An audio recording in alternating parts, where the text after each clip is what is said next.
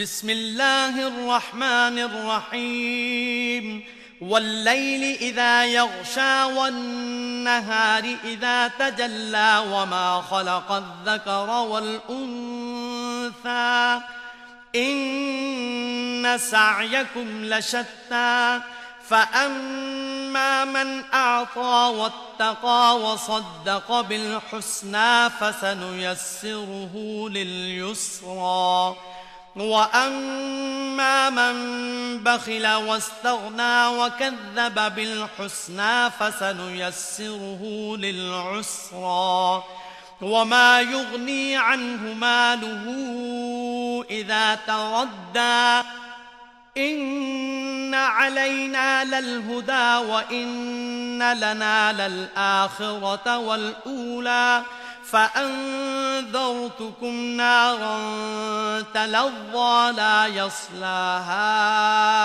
إلا الأشقى الذي كذب وتولى وسيجنبها الأتقى الذي يؤتي ماله يتزكى وما لأحد عنده من نعمة تجزى إلا ابتغاء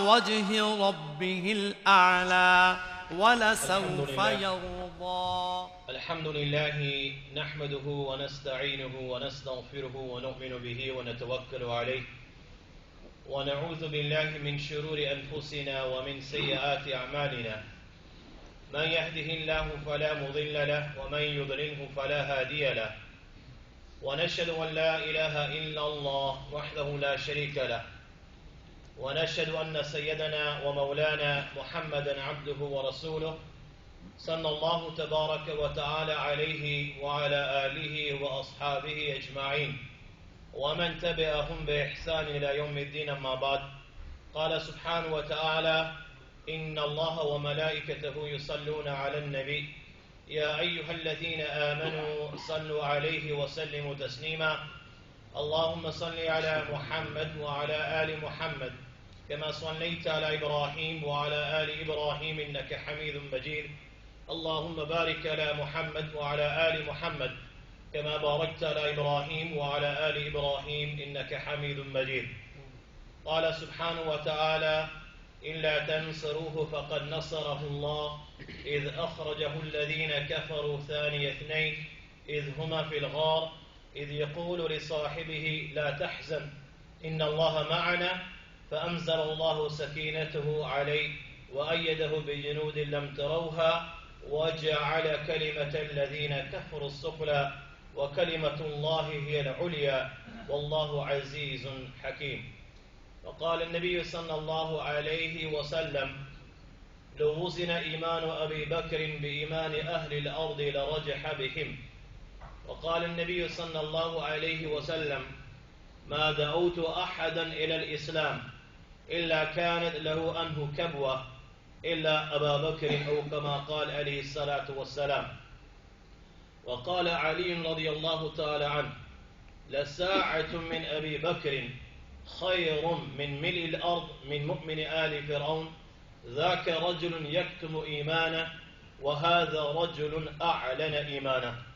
Respected ulama, my respected elders, my brothers and my sisters and my little ones, assalamu alaikum wa rahmatullahi wa barakatuh.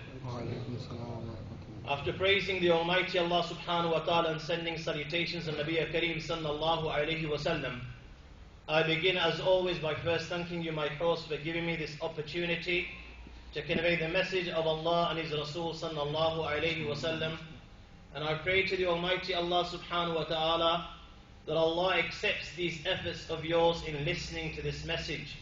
As I pray to the Almighty Allah subhanahu wa ta'ala that Allah accepts these efforts of mine in trying to deliver the message of Allah and His Rasul sallallahu alayhi wa sallam.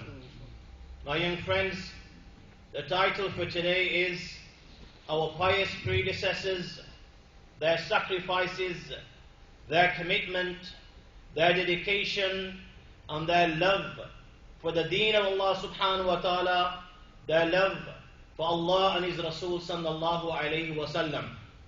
Indeed, a very beautiful title. But before I even begin, I must confess my weakness and say, justice cannot be served to such a beautiful title in such a short time. Why? Because our pious predecessors, the very people to whom we are indebted to for our Iman, the very people to whom we are indebted to for our Islam and the kalima la ilaha illallah, Muhammad Rasulullah, our pious predecessors were not like great men belonging to other religions, cultures and societies, in which you have a handful of people who stand tall a cut above the rest, and whose biographies and whose achievements and whose sacrifices can be summarized with ease, without any difficulty whatsoever.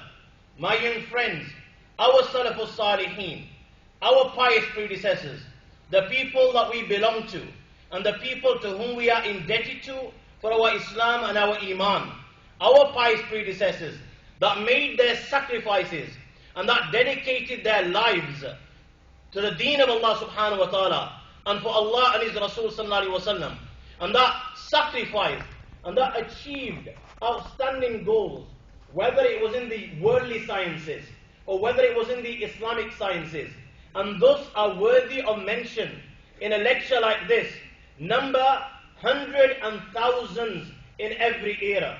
Every Sahabi, every companion of Rasulullah sallallahu alaihi wasallam, his sacrifice, his dedication, and his love for the deen of Allah, and his love for Allah and His Rasul sallallahu alaihi wasallam is worthy of mention in a lecture like this. Who can forget the sacrifice, the dedication, and the love of the Khulafa Arba of Islam, Abu Bakr, Umar, Uthman and Ali? Who can forget the sacrifices, the commitment and the dedication and the contribution of the Ashri Mubashara, the 10 companions of Rasulullah sallallahu alaihi wasallam, who received glad tidings of paradise in one gathering, the likes of Talha, the likes of Zubair, the likes of Sa'd and Sa'id. Every one is worthy of mention in a lecture like this. Then came the Tabi'een. They followed in the footsteps of the Sahaba radiallahu ta'ala ajma'een and Rasulullah sallallahu alaihi wasallam, and they sacrificed their lives for the deen of Allah and for Allah and His Rasul sallallahu alaihi wasallam. Every one of them, his contribution is worthy of mention in a lecture like this. Then came the Atba'u Tabi'een. They were no different. Again, every one is worthy of mention in a lecture like this.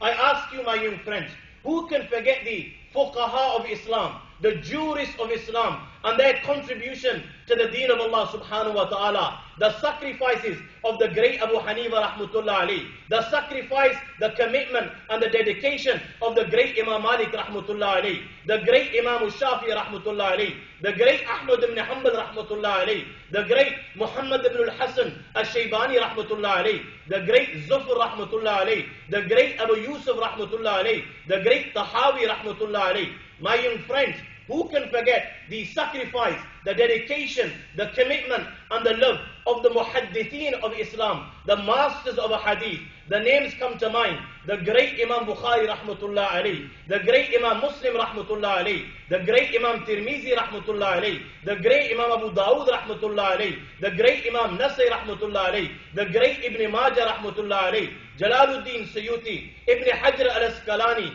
Badruddin al-Aini, Imam al-Nawawi, Imam al-Zahabi, Imam Ibn al-Jawzi. My young friends, who can forget the Mufassirin of Islam, the commentators of the Quran, and their contribution to the deen of Allah subhanahu wa ta'ala, the great Imam al-Qurtubi, the great Ibn Kathir. My young friends, who can forget the Mu'arrakhin of Islam, the historians of Islam, and their contribution to the deen of Allah subhanahu wa ta'ala, the great Ibn Ishaq, the great Ibn Hisham. My young friends, who can forget the Mujahideen of Islam, Muhammad bin Qasim, Salahuddin al-Ayyubi, Tariq bin Ziyad, rahmatullah alayhim. My young friends, who can forget even the likes of the late Maulana Ilyas rahmatullah alayh, the founder of the Tablighi movement? Who can forget the likes of the late Hazrat Sheikh Maulana Zakaria rahmatullah alayh? My young friends, who does one make a mention of in a lecture like this, and who does one leave?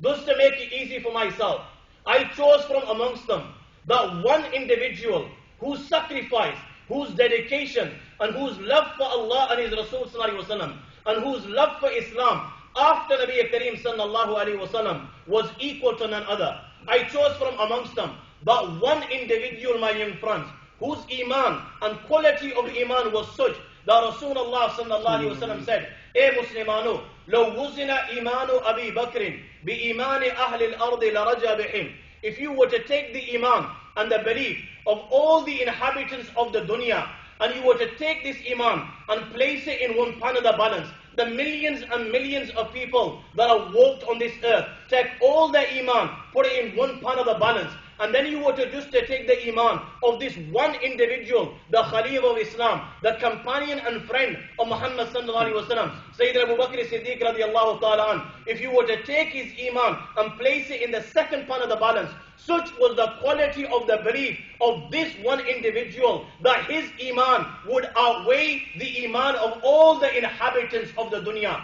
I chose from amongst them that one individual, my young friends, whose one good deed will outweigh all the good deeds of Sayyidina Umar Farooq radiallahu ta'ala an. Yet Sayyidina Umar Farooq radiallahu ta'ala anhu, my young friends, was that companion of Rasulullah sallallahu alaihi wasallam, regarding which none other than Rasulullah sallallahu alaihi wasallam himself, "O Muslimano, law kana ba'di nabiyyun lakana Umar." This man is so great. If Allah subhanahu wa ta'ala was to send a prophet after Muhammad, though there can be no prophet, why? "Ma kana Muhammadun aba ahadi min rijalikum, walakin Rasulullah wa khatam al-nabiyyin." Muhammad is the last and final prophet. He is the seal of prophethood. Well, hypothetically, if Allah was to choose somebody for prophethood, then this prophet would be none other than Sayyidina Umar Farooq radiallahu ta'ala an. He is that companion of Muhammad sallallahu alaihi wasallam, regarding which Nabi Kareem sallallahu alaihi wasallam himself has said, the hadith recorded by Abu Ya'la on the authority of Ammar ibn Yasir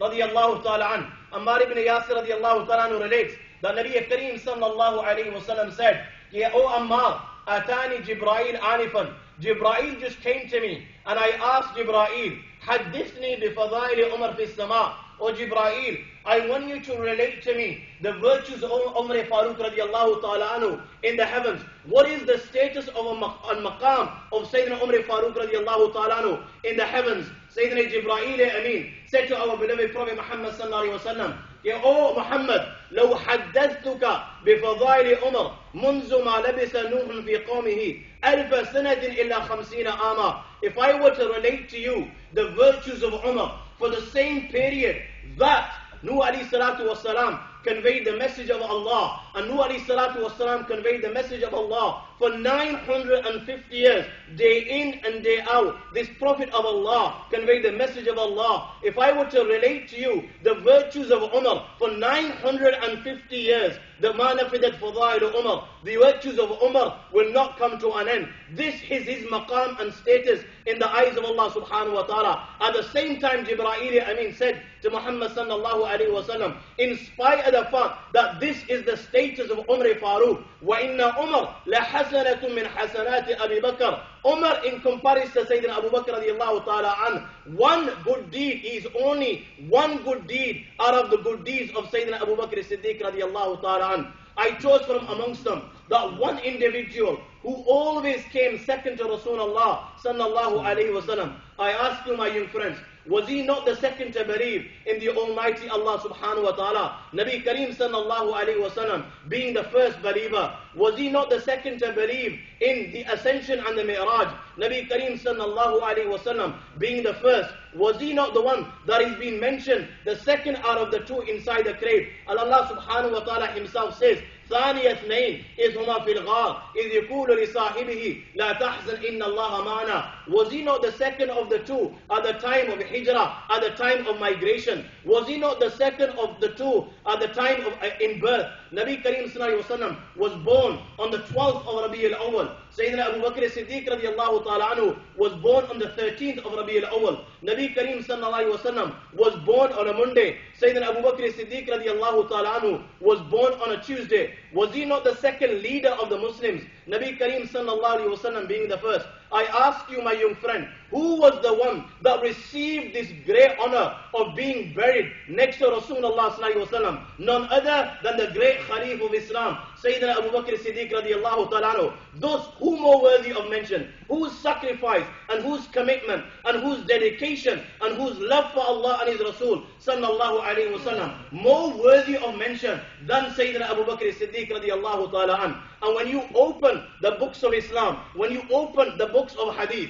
when you open the books of Tariq and biographies written on Sayyidina Abu Bakr Siddiq radiallahu ta'ala anhu, my young friends, you will come to this conclusion. Just as Allah chose Muhammad sallallahu alayhi wasallam to be the seal of prophethood, to be the last and final prophet, and Allah honored Muhammad sallallahu alayhi wasallam with this, my young friends, you will come to the conclusion that Allah subhanahu wa ta'ala chose Sayyidina Abu Bakr Siddiq radiallahu ta'ala anhu for Islam. And Allah chose him to be the friend and the companion and the side of Rasulullah sallallahu alayhi wasallam.